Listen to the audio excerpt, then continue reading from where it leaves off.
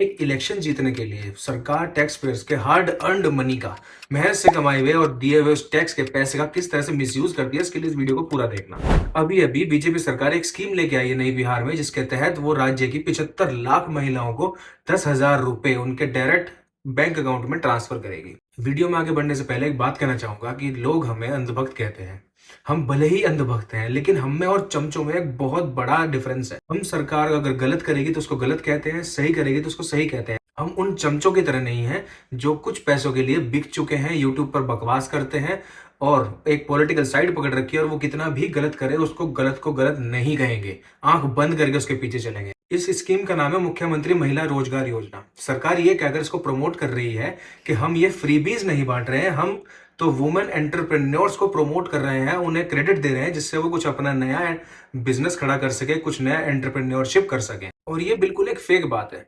आप खुद ये सोच सकते हो कि 10,000 रुपए देने से कौन सा बिजनेस स्टार्ट कर सकते हैं। आजकल तो एक ठेला तक नहीं लगता 10,000 रुपए में। लेकिन सरकार को ये स्कीम का नाम बोल के पैसे बांट रही है सरकार, जिससे अपने वोट कंसोलिडेट कर सके और उसका नाम ये खराब ना हो कि हमने पैसे दे देकर वोट लिए हैं। और 6 महीने के बाद स्कीम का असेसमेंट किया जाएगा कि जिन लोगों को हमने पैसे दिए हैं, जिन महिलाओं को हमने पैसे दिए हैं, उन्होंने उसका किस तरह से यूज किया है, और उसी के बेसिस पर आगे उन्हें 2 लाख रुपए का क्रेडिट और दिया जाएगा। अब देखा जाए तो ये जो 7500 करोड़ रुपए जो सरकार ने स्कीम में खर्च किए हैं, वो बिल्कुल जीरो हो जाएंगे ट्रांसफर होते ही, क्योंकि ना तो उससे कोई सरकार का एसेट बन रहा है, ना उससे कुछ इंफ्रास्ट्रक्चर डेवलप हुआ है, ना उससे कोई एम्प्लॉयमेंट अपॉर्चुनिटीज मिलेंगी लोगों को। इन 7500 करोड़ रुपए में सरकार पता नहीं कितने ही मेडिकल कॉलेज बना सकती थी, कितने हॉस्पिटल्स बना सकती थी, कितने ही स्कूल बना सकती थी, स्कूल्स के इंफ्रास्ट्रक्चर ठीक कर सकती थी। पहले तो इलेक्शंस में ये होता था कि लोगों को खिला पिला कर वोट डालने के लिए ले जाते थे, लेकिन अब तो खुले आम इलेक्शन कमीशन की नाक के नीचे ये होने लगा है कि हर पॉलिटिकल पार्टी डायरेक्टली ये कहती है, साफ कहती है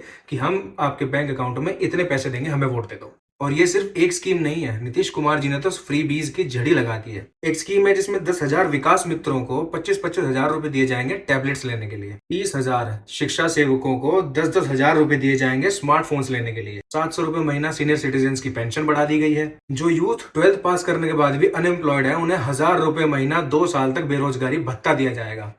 मतलब स्टेट का हालत देखो। आप जॉब क्रिएशन पर ध्यान नहीं दे रहे हैं, आप ध्यान दे रहे हैं कि इन लोगों को थोड़ा थोड़ा पैसा देते रहो, इनसे वोट लेते रहो। 16 लाख कंस्ट्रक्शन वर्कर्स को 5,000 रुपए महीना क्लोथिंग अलाउंस। इतने लंबे समय नीतीश कुमार जी सरकार चलाने के बाद भी अगर उन्हें इस तरह की स्कीम्स लानी पड़ रही हैं कि पैसा दे देकर, पैसों का लालच दे देकर उनसे वोट लेना पड़ रहा है उन्हें, तो इसका मतलब यह है कि उन्होंने इतने सालों में, उनकी सरकार ने बिहार में कुछ काम नहीं किया है, और उन्हें भरोसा है कि अगर इस तरह से वो पैसे नहीं बांटेंगे तो वो दोबारा पावर में नहीं आएंगे।